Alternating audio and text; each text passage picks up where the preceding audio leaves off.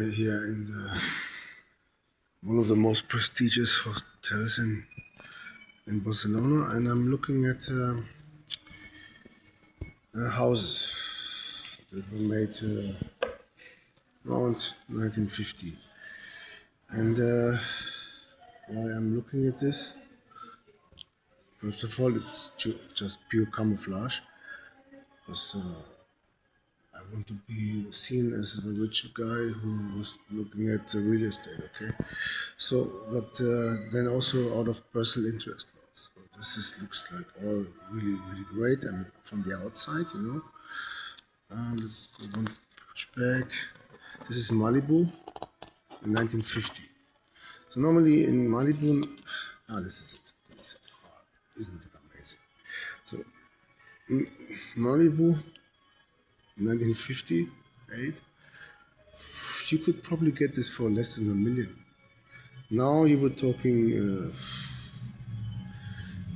15 to 25 million, if not more.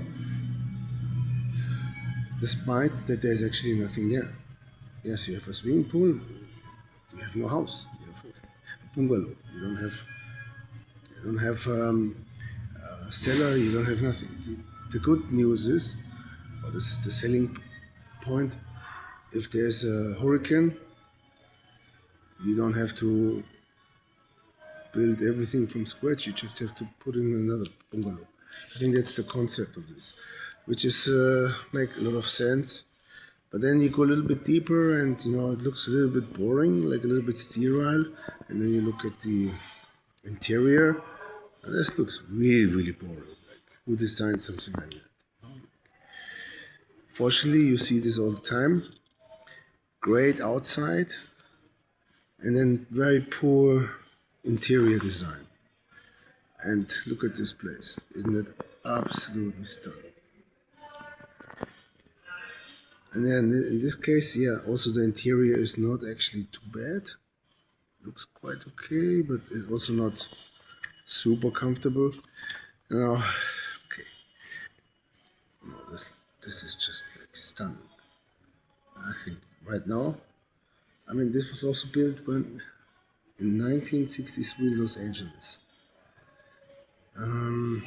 Not Beverly Hills, but Beverly Crest, which is probably around the corner. And man, I think back then it was such a stunning design. You would probably have only paid 5 million, and now you're looking at 50 million. Look at the interior design. Isn't that stunning as well? Now I understand the woman who say, yeah, I don't care if a guy is good and bad, or if he looks good, or if he has money. I mean, yeah, this is why. And here's more. This is the dining area. Open plan kitchen. Kitchen can be transformed into a bar. Yeah, but you see, like, again, like outside super nice. Inside, like, what is this? This is. I get to that later. Why I'm pointing this out. So, another very futuristic outside. And let's see, how is it looking inside? Actually, not too bad. This is actually quite nice, man. I could imagine to live there. That's actually quite an astonishing difference. But many of these places, they are just designed to be nice outside, and then you go inside and it's like bland. It's like, yeah, swimming pool, but or even here, isn't that terrible? I don't understand why it's black and white, but it's nice to be hanging on your wall, I guess, but to live there, no, I don't think so. So I'm coming slowly to the end of this. This is page 80. I'm only looking at the best examples here from page 80 to 100. But I have a friend of mine who visited me when I was. See, this could have been amazing, but it's just black and white, so you don't really see much. But yeah, this looks like nothing. But then again, nice room. Interior design. wouldn't be for me. It wouldn't. This is bland, to be honest. This is so much promising, and then this doesn't deliver. Actually, well, here's a really good example. So this is a really perfect example. Like it's the design is melting with the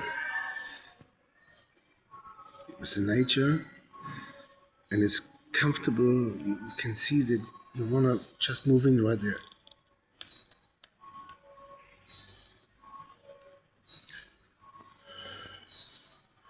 The same house. This is from the other side. Now I also do the same thing with black and white, which I don't get. But now look at this. This is still the same house. This is just the garden area. Isn't that fantastic? So they have a garden area and they have a pool area.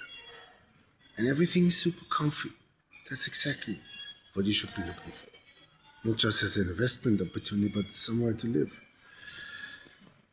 See, black and white just doesn't cut it. Here, looks pretty decent. But we don't know if it's decent because we haven't looked at inside. Hmm. Yeah. Yeah, that actually looks pretty decent. So we have like 10 more pages. Look at this. And now I'm coming to my friend, like he was visiting me in Dublin, and I was living in a place that was not very comfortable, but it was very good design. And then after a whole night out, he came to my place and we hang out there a little bit. And I told him that yeah, I know this place is not super comfortable, but it's really good design.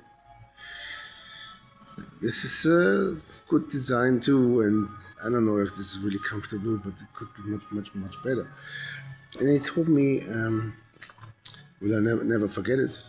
And now I'm coming to the end of this. If it's really uncomfortable, but it's your living room, it's your house, this is slightly different. This is comfy. This is super comfy, isn't it? So, but all the other pictures that you saw, like many of them, they were not looking comfy like this at all. Like very sterile. And I had a place like that as well. Like looked really cool, but wasn't comfortable. And the Irish guy told me, well, if it's not comfortable and it's your home, is it good design? Because I said, yeah, this is not comfortable. It's good design. Yeah, let that thing in for a minute. And that's it for now.